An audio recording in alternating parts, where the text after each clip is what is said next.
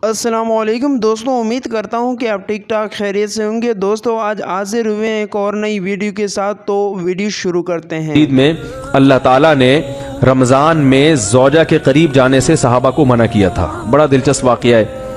رمضان کی راتوں میں بھی زوجہ کے قریب جانے سے منع کیا تھا۔ ایک صحابی تھے، وہ رات میں کہیں چلے گئے، اب بڑے پریشان ہوئے، رسول اللہ صلی اللہ علیہ وسلم کے پاس آئے، عرض کیا یا رسول اللہ مجھ سے غلطی ہوئی، رمضان کی رات میں نے اپنی زوجہ کے قریب چلا۔ آپ نے فرمایا کیوں؟ وہ بڑا دلچسپ واقعہ ہے، بظاہر تھوڑا حیا کے خلاف بھی ہے لیکن اتنا بھی نہیں ہے۔ وہ کہہ رہے میری زوجہ کہیں پانی بھرنے کے لیے جا رہی تھی، ان کی پنڈلی کھلی تو میری نظر بیوی کی پنڈلی پر پڑی اور میں بس پاگل ہو گیا بیوی کے عشق میں۔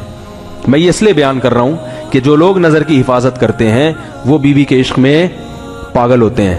جو دن رات انٹرنیٹ پر پنڈلیاں دیکھتے رہتے ہیں انہیں بیوی کی پنڈلی بھی کیا شکل بھی اچھی نہیں لگتی ان کو۔ بد نظری کا یہ عذاب ہے، وبال ہے کہ جو اللہ نے گھر میں آپ کے لیے بٹھائی ہے وہ آپ کو اچھی نہیں لگے گی۔ تو نظر کی حفاظت کیا کرو، اس سے آپ کو اپنی بیوی سے عشق ہوگا، محبت ہوگی۔ بات آ رہی ہے سمجھ میں؟ تو اب دیکھو کیسا روزے کی حالت ہے۔ رمضان میں پابندی ہے، اسلام میں حکم تھا جو رمضان میں بیوی سے ہم طریقے کا 60 روزے لگاتار رکھنے پڑیں گے۔ کتنا بڑا جرم، لیکن صحابی سے برداشت نہیں ہوا۔ صرف زوجہ کے پاؤں پہ نظر پڑی ہے تو وہ کیسے بیوی سے محبت کرتے ہوں گے، اور وہ بیوی کے بغیر رہ سکتے ہوں گے۔ اور آج لوگوں کے فون آتے ہیں، ہماری بیگم جس میکے جاتی ہے اتنی خوشی، ایسا اچھا سا فیل ہوتا ہے، ایسا عجیب سا محسوس ہو رہا ہوتا ہے جیسے آزاد ہو گئے۔ تو میں کہتا ہوں ظاہر ہے اب تمہیں موقع مل گیا کنڈی لگانے کا، ٹھیک ہے نا، اور یہ آنکھ مٹکے کرنے کا، تو خوش تو ہوگے۔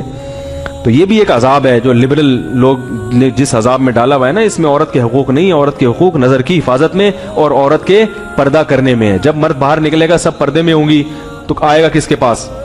بیگم کے پاس ہی آئے گا۔ تو اتنے منہ کالا کرنے کے راستے کھول دیے ہیں تو ظاہر ہے پھر کامیاب ازدواجی زندگی نہیں ہوتی۔ تو نبی کے پاس آئے، عرض کیا یا رسول اللہ میں برداشت نہیں کر پایا، تو آپ مسکرا دیے۔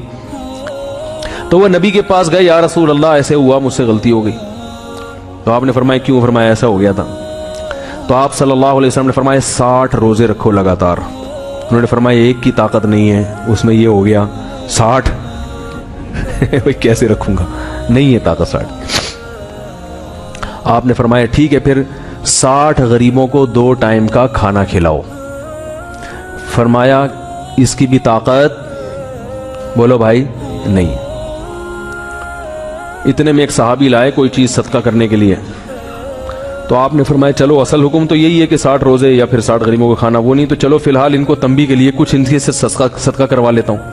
فرمایا چلو یہ فلاں خیرات کی ایک چیز لے کر آئے ہیں، تم یہ لے کے غریبوں میں بانٹ دو۔ انہوں نے فرمایا مجھ سے زیادہ غریب پورے مدینہ میں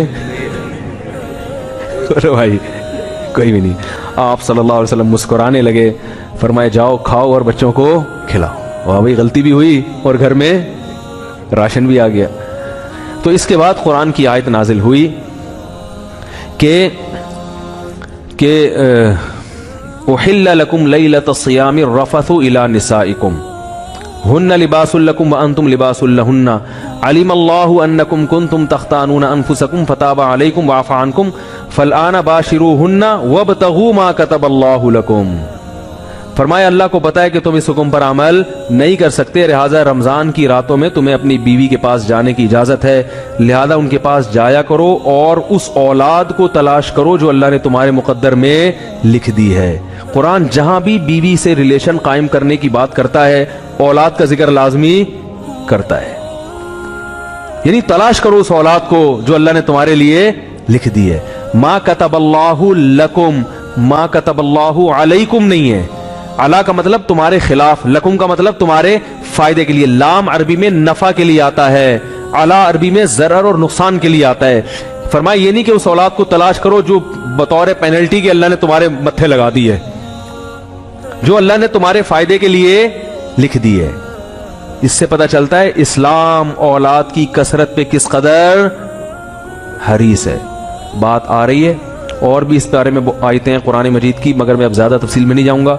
کچھ آیتیں رہ گئی ہیں، کچھ احادیث رہ گئی ہیں، تو وہ انشاءاللہ پھر اگلے۔ دوستوں امید کرتا ہوں کہ آپ کو ویڈیو اچھی لگی ہوگی اور ثواب کی نیت سے اس ویڈیو کو لازمی شیئر کیجیے۔ ملتے ہیں اگلی ویڈیو میں، تب تک کے لیے اللہ حافظ۔